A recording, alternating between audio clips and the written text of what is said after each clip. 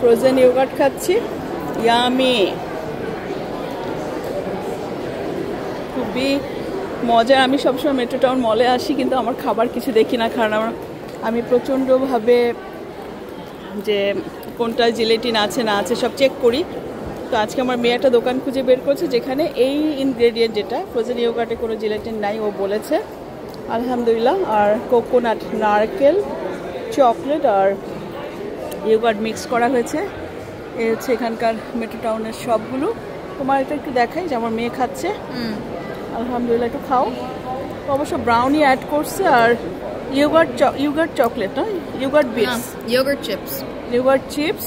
আর কি দিয়েছো? 3টা দাও নাই? খুবই মজা। ও আমারটা অনেক মজা, মজা আর মজা।